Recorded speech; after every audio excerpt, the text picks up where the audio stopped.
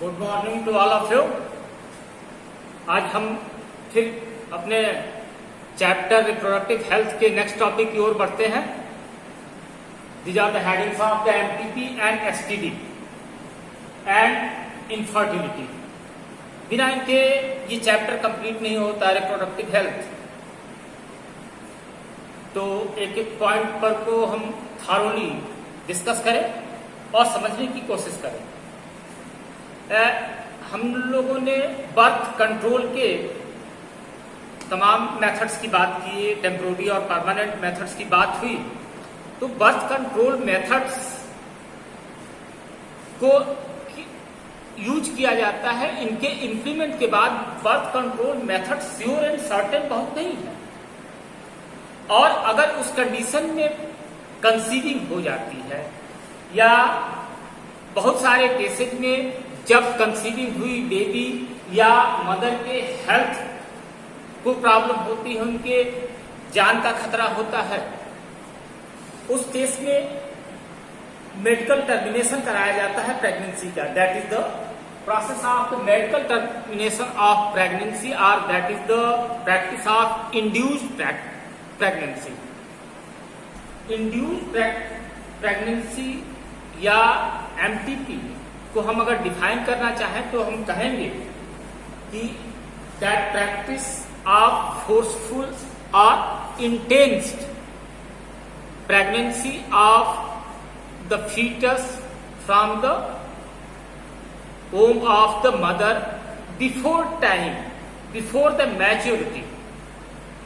ये foetus develop नहीं हो पाता, पूरा कंप्लीट नहीं हो पाता, नॉर्मल प्रेगनेंसी नहीं होती, उसके पहले ही उसको डिलीवर करा दिया जाता है।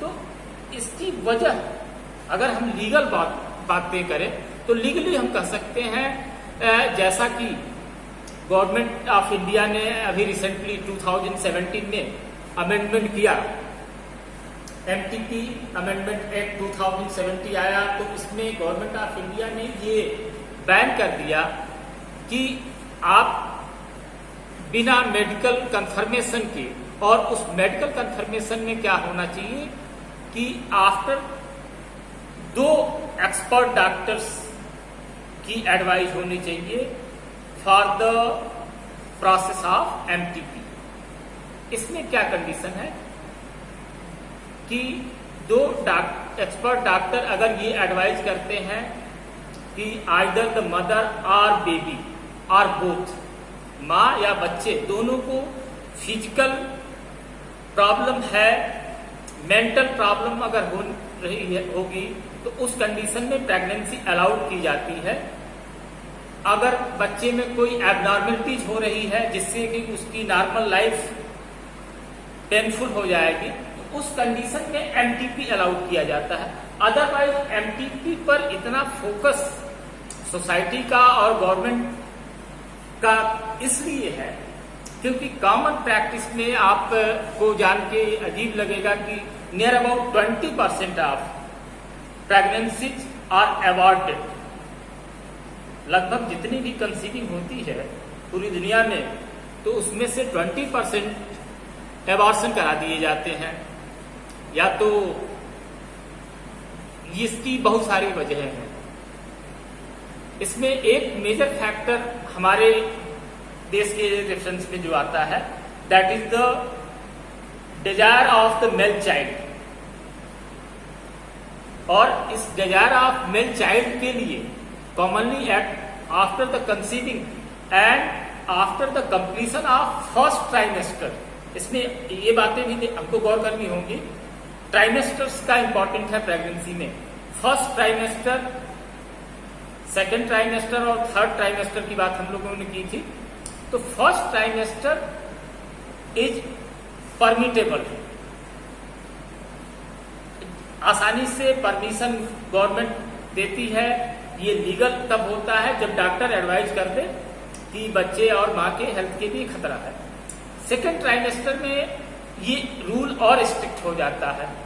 उसकी वजह क्या है कि फर्स्ट ट्राइमेस्टर के कंप्लीट होने के बाद ही प्रोसेस ऑफ एमनियोसेंटोसिस और प्रोसेस ऑफ अल्ट्रासोनोग्राफी। दो ये टेक्निक्स हैं, ये दो टेक्निक्स बेसिकली ग्रोइंग बेबी के हेल्थ को जज करने के लिए इनका यूज किया जाता है मेडिकली। लेकिन इसका जो ड्रॉबैक है एमनियोसेंटोसिस का और अल्ट्रासोनोग्राफी का कि जेंडर चेक कर लेना, जेंडर चेक कर लेते हैं पेरेंट्स मेल चाइल्ड की डिजायर में, और अगर फीमेल बेबी है तो उसको अवॉइड करा दिया जाता है। तो ये कंडीशन ऑफ फीमेल फिटिसाइड्स को रोकने के लिए गवर्नमेंट ऑफ इंडिया ने ये अमेंडमेंट लाया 2017 में कि ये प्रोसेस इलीगल है, इलीगल प्रैक्टिस है। Even then in case of any sex abuse, suppose that अगर कोई रेप विक्टिम है लेडी, तो उस कंडीशन में गवर्नमेंट उसको लीगलाइज करती है।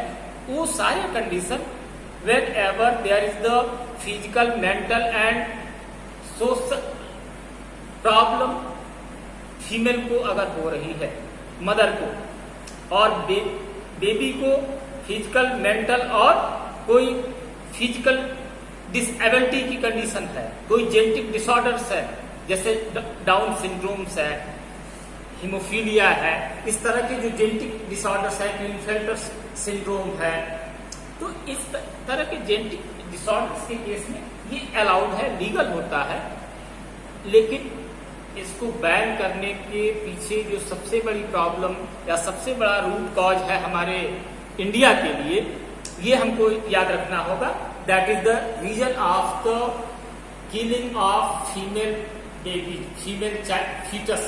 फीमेल फीटस को मार दिया जाता है, और that is a major reason of the inequality in the ratio. हमको मालूम है कि डे बाय डे पूरी दुनिया में और स्पेशली हमारे कंट्री में मेल और फीमेल का रेशियो बदलता जा रहा है, कम होते जा रहा है फीमेल की नंबर। तो इस वजह से ये पर गवर्नमेंट ने ज्यादा फोकस किया और बैन लगा दिया।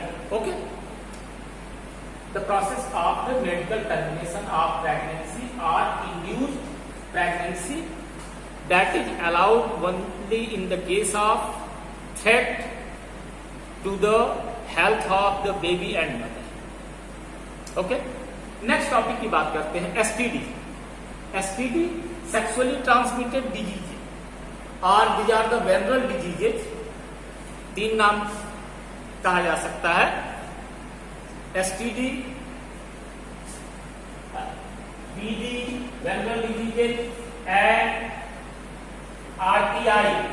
आरटीआई तीसरा नाम venereal diseases and third reproductive tract infections. ये reproductive tract infections, venereal diseases और एसटीडीज अब तक कॉमन प्रॉब्लम है, सेक्स से रिलेटेड प्रॉब्लम्स है। और जैसा कि हम अक्सर बात कर रहे हैं कि सेक्स रिलेटेड प्रॉब्लम्स सोसाइटी में डिस्कस करना, फैमिली में डिस्कस करना बहुत आसान नहीं होता, और इस वजह से मोस्ट ऑफ द केसेस, यहाँ बहुत सारी डिजीजेस को हम लोगों ने टेबुलेट किया है, इसको आप नोट कर लेंगे, सारे नाम of diseases, name of diseases and positive agents. अब ये पॉजिटिव एजेंट्स अलग अलग हैं, ये डिजीजेज अलग अलग हैं, लेकिन मोस्ट ऑफ द केसेस क्या होता है कि इन प्राइमरी सिम्टम्स और जो होते हैं वो ईचिंग है, ईचिंग, स्वेलिंग, ब्लीडिंग, वो भी minor bleeding in the genital parts of the male and female. एक बात और यहां क्लियर कर लो कि mostly that is very common among the female.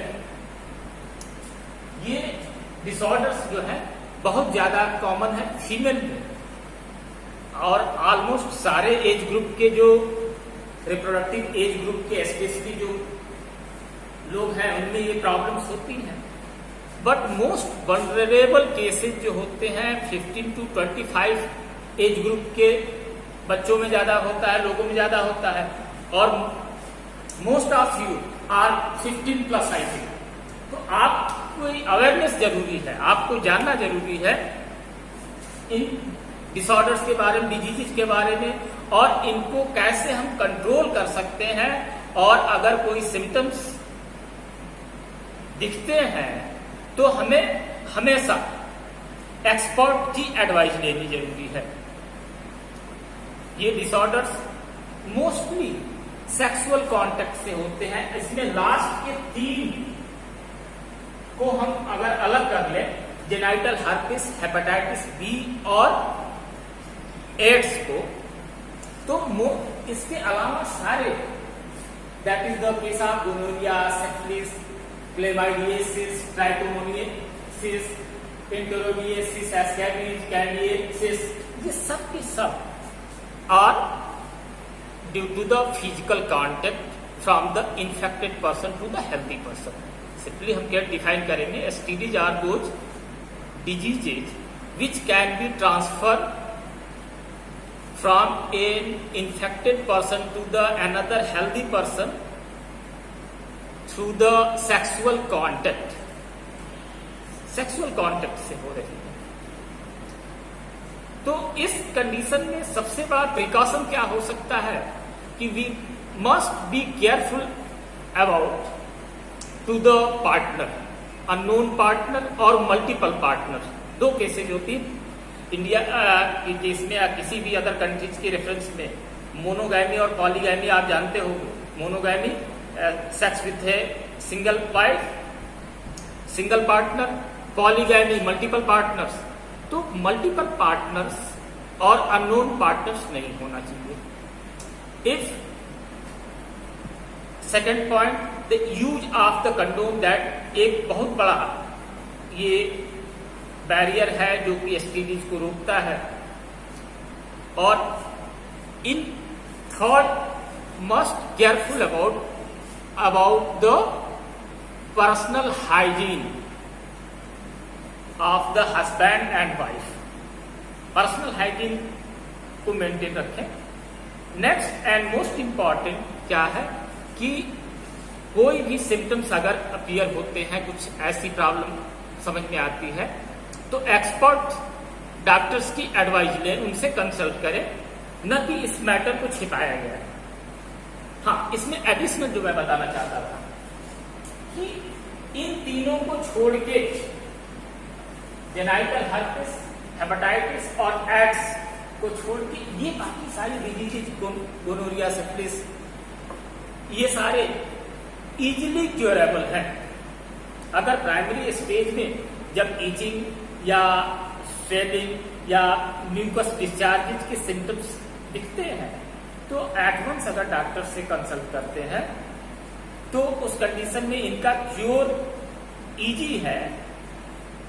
In cases आ रहे हैं कि ये तीनों जेनाइटल हर्पिस, हेपेटाइटिस बी और AIDS are the viral diseases. ये बहुत सारे एजेंट्स हैं, कैटेगरीज हैं। ये देखें, फर्स्ट 3 गोनोरिया, सिफिलिस और chlamydiasis are the bacterial positive agents, bacteria है।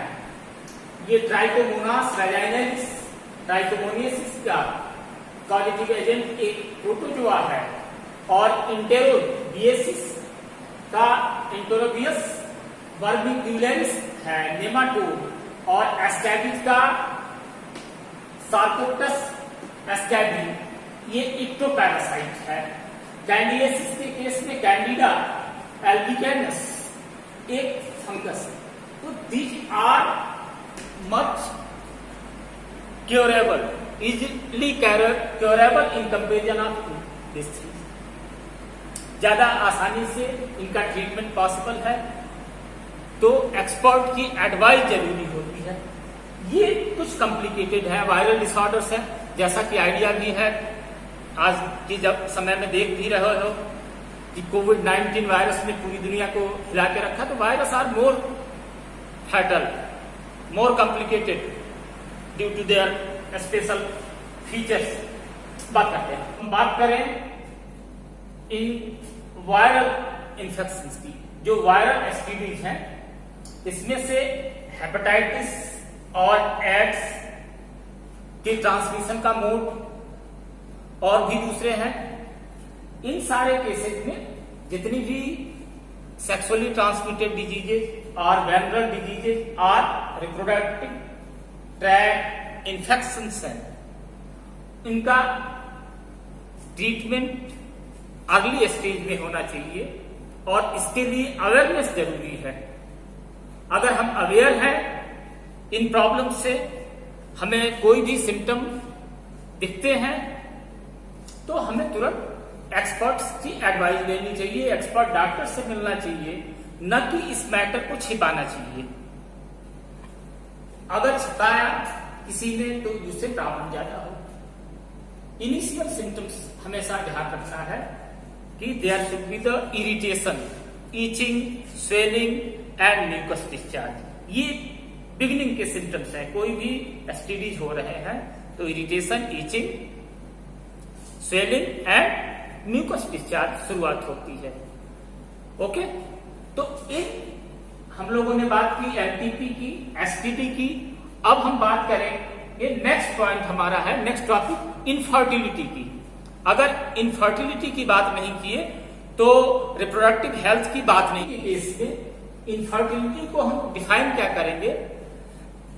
This is the incapability of the couples in spite of unsafe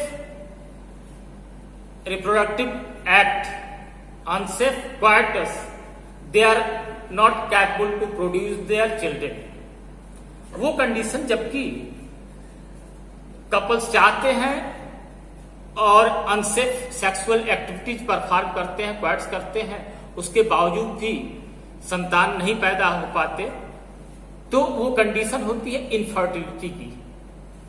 सामान्य तौर पे इसको बांझपन या बंध्यता कहा जाता है। और इसकी बात अगर न की जाए तो ये हमारा रिप्रोडक्टिव हेल्थ का टॉपिक कंप्लीट नहीं हो पाता।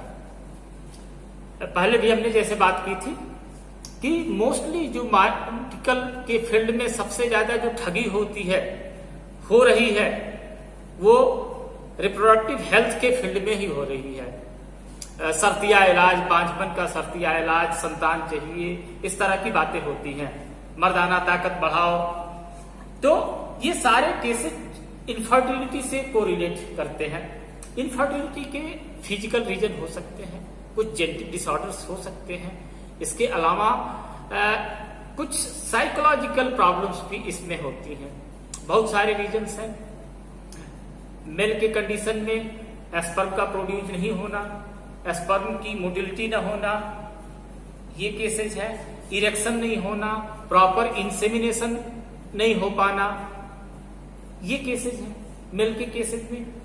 फीमेल के केस में ओवम का प्रोडक्शन नहीं होना, ओवम प्रोड्यूस हो रहे हैं तो फैलोपियन ट्यूब तक नहीं पहुंचना, फैलोपियन ट्यूब का एप्रोप्रिएट साइज न होना, फैलोपियन ट्यूब का एनवायरमेंट फर्टिलाइजेशन को सपोर्ट न करे। मल्टीपल रीजन्स हैं।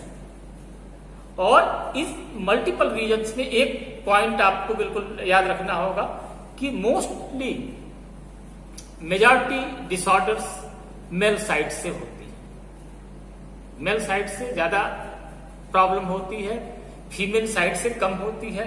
लेकिन जो सोशल ब्लेम है, वो सोशल ब्लेम फीमेल को ज्यादा दिया जाता है। तो आइए देखते हैं कि क्या किया जा सकता। That is the incapability of the production of children. Simple language में अगर डिफाइन करना चाहो, the incapability of the couples for the production of children even in spite of they are performing the unsafe sexual act. वो reproduction करते हैं, वो क्वाइट्स करते हैं, लेकिन वहां फर्टिलाइजेशन नहीं होता, प्रोजेनिज नहीं आते। तो उस कंडीशन में जो मेडिकल सपोर्ट के लिए असिस्टेड रिप्रोडक्टिव टेक्निक्स ART, वो सारी टेक्निक्स जिसके थ्रू की सपोर्ट किया जा सके उस कपल को नई बेबी प्रोड्यूस कराने में, वो सारे टेक्निक्स कलेक्टिवली कहे जाते हैं ART, that is the assisted reproductive techniques. इस असिस्टेड रिप्रोडक्टिव टेक्निक्स में सबसे जो फेमस नाम आज की तारीख में चल रहा है वो है IVF। हिंदुस्तान के बहुत सारे शहरों में IVF सेंटर्स हैं और ये IVF सेंटर्स सपोर्ट करते हैं कपल्स को कंसीव कराने में। IVF टेक्निक बेस्ड है in vitro fertilisation. Full form अगर इसकी बात करें तो IVF that is the in vitro fertilisation. In vitro fertilisation वो कंडीशन होगी कि जब मेल और फीमेल दोनों के गैमेट्स निकाल लिए गए, फीमेल बॉडी से उसका ओवम लिया गया और मेल के स्पर्म ले लिए गए, and they have got the fertilized in artificial medium in lab। जब उनका फर्टिलाइजेशन लैब में कराया गया तो that is known as the IVF, in vitro fertilisation sperm. अब यहां मैं अमेंड करना चाहूंगा कि ये कंडीशन हो सकती है कि कोई फीमेल ऐसी है जिसमें ओव्यूलेशन नहीं हो रहा है, ओव्यूलेशन नहीं हो रहा है लेकिन उसका यूटेरस कैपेबल है कंसीविंग के लिए, तो उस कंडीशन में किसी डोनर का ओवम लिया जाएगा और उसके हस्बैंड का स्पर्म लिया जाएगा। अगर हस्बैंड के स्पर्म कैपेबल नहीं है फर्टिलाइजेशन के लिए तो फिर किसी डोनर से लिया जा सकता है। इसमें यह ध्यान देना, याद रखना जरूरी है कि स्पर्म मेल के, फीमेल के ओवम, ओके, वो हस्बैंड के स्पर्म हो सकते हैं या किसी डोनर के भी हो सकते हैं। तो वो डिपेंड करता है कि उस मेल की कंडीशन क्या है, उस कपल में हस्बैंड कैसा है। फीमेल के केस में भी यही काम हो सकता है कि या तो वो वाइफ का ओवम होगा या किसी और का होगा, डोनर का, और दोनों को लेकर ओवम और स्पर्म को फर्टिलाइज कहां कराया गया, तो outside of the female body in lab. इसी वजह से इन विट्रो इसको कहते हैं, इन विट्रो फर्टिलाइजेशन हुआ। अब इस इन विट्रो फर्टिलाइजेशन होने के बाद इसमें ब्लास्टोमियर्स फॉर्मेशन होंगे और ब्लास्टोमियर्स फॉर्मेशन की कंडीशन में उसको फिर इम्प्लांट कर दिया गया फीमेल की बॉडी में। यहां भी हमको एक बात और जाननी है कि हो सकता है आजकल ये फैशन आ गया है कि बहुत सारी फीमेल बच्चे तो पैदा करना चाहती हैं लेकिन वो अपने जेनाइटल ट्रैक्ट का यूज नहीं करती, तो इस कंडीशन में सरोगेसी का पैटर्न आ गया है, सरोगेट मदर, किराए की मां। तो फर्टिलाइज जाइगोट को इम्प्लांट किया गया है। फर्टिलाइजेशन के साथ साथ एक बात और जानना जरूरी है कि इन विवो फर्टिलाइजेशन भी होता है। इन विवो फर्टिलाइजेशन मतलब कि उसी फीमेल की फैलोपियन ट्यूब में ओवम का फर्टिलाइजेशन हुआ। दोनों कंडीशन में अब जो जाइगोट बने एक ब्लास्टोमियर स्टेज में तो उनको यूटेरस में या फैलोपियन ट्यूब में ट्रांसफर किया जाएगा। अगर सरोगेट मदर है तो उसमें या तो रियल मदर है उसके, तो zygote intra fallopian transfer, zygote को फैलोपियन ट्यूब में ट्रांसफर किया गया, जाइगोट इंट्रा फैलोपियन ट्रांसफर हुआ। अब वहां से उसका सेल डिवीजन का प्रोसेस कंटिन्यू रहेगा और फर्दर वो जाकर इम्प्लांटेशन होगा, उस फर्टिलाइज्ड ओवम का फीटस फॉर्म होगा, डेवलप होगा। इसके साथ एक और कंडीशन यहां आती है, जिफ्ट। जिफ्ट के साथ गिफ्ट। गिफ्ट में क्या है कि गिफ्ट में गैमिट, यहां जाइगोट है, फर्टिलाइज्ड ओवम है गिफ्ट में, और गिफ्ट में क्या है, गैमिट इंट्राफैलोपियन ट्रांसफर। कंडीशन ऐसी है कि ओवम प्रोड्यूस नहीं हुए और किसी डोनर का ओवम लिया गया और डोनर का ओवम लेके उसके फैलोपियन ट्यूब में, उस फीमेल के वाइफ के फैलोपियन ट्यूब में डाल दिया गया और वहां इन विवो फर्टिलाइजेशन हो सकता है।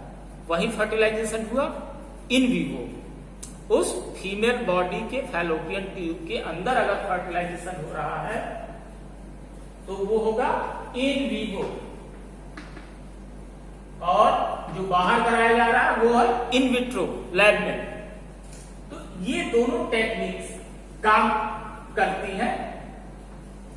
अब यहां पर कंसीविंग कौन करेगा, कंसीविंग अगर रियल मदर करती है तो कोई बात ही नहीं, ठीक ठाक है। अगर रेंटल मदर मीनिंग कोई दूसरी फीमेल इस फर्टिलाइज जायगोट को कैरी कर रही है तो उस कंडीशन में क्या हो रहा है कि उस कंडीशन में वो सरोगेसी का केस हो जा रहा है। तो ये दोनों स्टेप्स जो है इन विट्रो फर्टिलाइजेशन के ही पार्ट्स हैं। कलेक्टिवली ये टेक्निक जो है टेस्ट ट्यूब बेबी कही जाती है। तो टेस्ट ट्यूब बेबी का मतलब ऐसा कुछ नहीं है कि उस बेबी का डेवलपमेंट टेस्ट ट्यूब के अंदर हो, नहीं, फर्टिलाइजेशन बाहर हो रहा है। दूसरी एक टेक्निक बहुत कॉमन है, that is the intracytoplasmic ICSI, intracytoplasmic sperm injection. Intracytoplasmic sperm injection वो टेक्निक है जिसमें कि स्पर्म और ओवम दोनों बाहर निकाल लिए गए हैं। CSEI केस क्या है? Intracytoplasmic sperm injection. लैब के अंदर ही स्पर्म को ओवम में डायरेक्ट इंसर्ट करा दिया जाता है और फर्टिलाइजेशन की प्रोसेस हो जाती है। After that should be fertilised zygote implanted in the female genitalia. ये सारी टेक्निक्स असिस्ट करती हैं कपल्स को चिल्ड्रन प्रोडक्शन में। एक केस और है जो बहुत कॉमन है, आर्टिफिशियल इंसेमिनेशन। तो आर्टिफिशियल इंसेमिनेशन के केस में क्या होता है कि मेल का सीमेन कलेक्ट कर लिया जाता है और मेल सीमेन कलेक्ट करने के बाद वो सीमेन चाहे उसके फीमेल का उस पर्टिकुलर लेडी के हस्बैंड का हो या किसी डोनर का अगर है तो वो सीमेन कलेक्ट कर लिया जाता है और उस सीमेन का ट्रांसफर कर दिया जाता है या तो फैलोपियन ट्यूब में या तो यूटेरस में। आर्टिफिशियल फैलोपियन इंट्रोडक्शन इंजेक्शन किया जाता है। ये इंसेमिनेशन इंजेक्ट किया जाता है, that's a process of insemination. यहां यूटेरस में इंजेक्ट किया जाता है, साइट्स अलग है, प्रोसेस ऑफ आर्टिफिशियल इंसेमिनेशन ही है। ये दोनों अलग अलग नाम है। ये full form AFI artificial fallopian insemination, artificial uterine insemination. दोनों लोकेशन पर अकॉर्डिंग टू सिचुएशन कैसा वो एक्सपर्ट्स डॉक्टर्स बेटर कंसीडर करते हैं उसके अकॉर्डिंग आर्टिफिशियली उस सीमेन को इंजेक्ट किया जाता है फीमेल जेनिटेलिया में और फर्टिलाइजेशन की प्रोसेस हो जाती है। ये मोस्टली मेल इम्पोटेंसी की केस में होता है जहां पर कि मेल इंसेमिनेट नहीं कर पाते, प्रोसेस ऑफ इंसेमिनेशन प्रॉपरली नहीं हो पाता, उस कंडीशन में किया जाता है। तो ये सारी टेक्निक्स जो है ART के असिस्टेड रिप्रोडक्टिव टेक्निक्स, IVF जो टेस्ट ट्यूब बेबी है, सरोगेसी का केस है, ये सारे टेक्निक्स इंप्लीमेंट किए जा सकते हैं, किए जाते हैं। लेकिन इन सब के लिए जरूरी है कि हमारे पास रिसोर्सेज सफिशिएंट हो और कॉस्ट इसका ज्यादा पड़ता है। तो हर कॉमन पीपल इसको अफोर्ड नहीं कर पाते, इस वजह से प्रॉब्लम होती है।